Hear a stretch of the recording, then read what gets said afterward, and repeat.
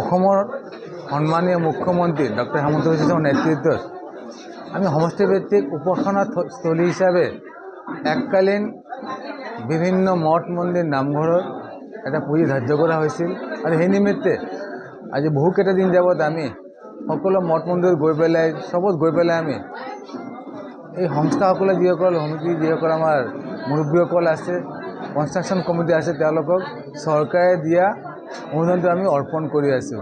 আজি আমি দক্ষিণ লামডিং পঞ্চায়ত আহিছোঁ। ইয়াত বহুকেইটা এনেকুৱা মঠ মন্দিৰ আছে।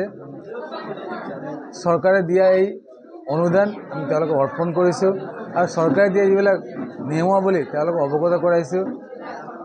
পোনপ্ৰথমে 1.5 সকলো নামঘৰ মঠ মন্দিৰত এটা অনুদান দিয়া হ'ল আৰু নিয়ম অনুযায়ী তেওঁলোকে পকেটে হোৱাৰ পিছত আৰু 1.5 আৰু 1.5 লাখ টকা আৰু চৰকাৰে দিয়াৰ এটা প্ৰক্ৰিয়া আছে। সেইকাৰণে সঁচাকৈ আমি গৌৰৱবোধ কৰোঁ, কাৰণ ধৰ্মীয় নামঘৰ হোক মঠ মন্দিৰ হোক এইটো হ'ল আমাৰ অন্তৰাত্মাক পুষ্টি দিয়ে পথ প্ৰদৰ্শক। তো ধৰ্মীয় অনুষ্ঠানবিলাক জীয়াই ৰখাৰ কাৰণে আমাৰ অসম চৰকাৰ যে মানসিকতা তাক আমি শ্ৰদ্ধা জ্ঞাপন কৰিছোঁ।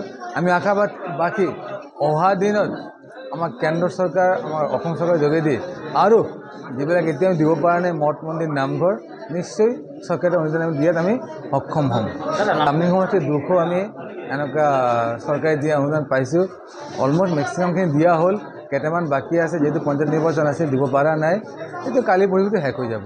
ৰাইজ যথেষ্ট ভাল পাইছে আৰু ৰাইজ ইতিমধ্যে আমাৰ দেখা পাইছে যে পঞ্চায়ত হওক সাংসদ নিৰ্বাচনত ৰাইজ ভাৰতীয় লগত আছে থাকিব আৰু ৰাইজৰ নিমিত্তে আমাৰ কেন্দ্ৰ চৰকাৰ বা ৰাজ্য চৰকাৰ এই যে ব্যক্তিগত বা ৰাজহুৱা বা বিশেষকৈ ধৰ্মীয় অনুষ্ঠান বিষয়ে যে এটা অনুদান দিয়া যে প্ৰয়াস, কাৰণ ধৰ্ম আমাক মই সদায় কৈ থাকোঁ ধৰ্ম আমাক অন্তৰপণ তুষ্টি দিয়ে আৰু মনৰ বিকাশ কৰে। সেইকাৰণে ধৰ্ম জীয়াই থাকিলে ৰাষ্ট্ৰ জীয়াই থাকিব। সেই নিমিত্তে আমাৰ অসম চৰকাৰ সন্মানীয় মুখ্যমন্ত্ৰীৰ নেতৃত্বত যে প্ৰয়াস আমি আজি পবিত্ৰ দিনত তাৰ প্ৰতি আমি আন্তৰিক শ্ৰদ্ধা জ্ঞাপন কৰিলোঁ। আমি আশাবাদী অহা দিনত আমাৰ চৰকাৰৰ যোগেদি যিবিলাক মঠ মন্দিৰ এতিয়া আমি অনুদান দিব পৰা নাই নিশ্চয় তাত সক্ষম হ'ম। আমাৰ উপাসনাস্থলীৰ এটা অসম দৰ্শন বুলি আগত দিয়া হৈছিল। এতিয়া সকলো বুলি ক'লে ভুল হ'ব, যিমানখিনি পৰা যায় উপাসনাস্থলীত এটা এককালীন কিবা এটা পুঁজি দিয়া হ'ল। অসমৰ সন্মানীয় মুখ্যমন্ত্ৰী ডক্টৰ হেমন্ত বিশ্ব শৰ্মাৰ নেতৃত্বত আমি সমষ্টিভিত্তিক উপাসনা স্থলী হিচাপে এককালীন বিভিন্ন মঠ মন্দিৰ নামঘৰৰ এটা পুঁজি ধাৰ্য কৰা হৈছিল আৰু সেই নিমিত্তে আজি বহুকেইটা দিন যাবত আমি সকলো মঠ মন্দিৰত গৈ পেলাই আমি এই সংস্থাসকলে যিসকল সমিতি যিসকল আমাৰ মুৰব্বীসকল আছে কনষ্ট্ৰাকশ্যন কমিটি আছে তেওঁলোকক চৰকাৰে দিয়া অনুদানটো আমি অৰ্পণ কৰি আছোঁ। আজি আমি দক্ষিণ লামডিং পঞ্চায়ত আহিছোঁ। ইয়াত বহুকেইটা এনেকুৱা মঠ মন্দিৰ আছে। চৰকাৰে দিয়া এই অনুদান আমি তেওঁলোকক অৰ্পণ কৰিছোঁ আৰু চৰকাৰে দিয়া যিবিলাক নিয়মাৱলী তেওঁলোকক অৱগত কৰাইছোঁ। পোনপ্ৰথমে 1.5 সকলো নামঘৰ মঠ মন্দিৰত এটা অনুদান দিয়া হ'ল আৰু নিয়ম অনুযায়ী তেওঁলোকে পকেটে হোৱাৰ পিছত আৰু 1.5 আৰু 1.5 লাখ টকা আৰু চৰকাৰে দিয়াৰ এটা প্ৰক্ৰিয়া আছে।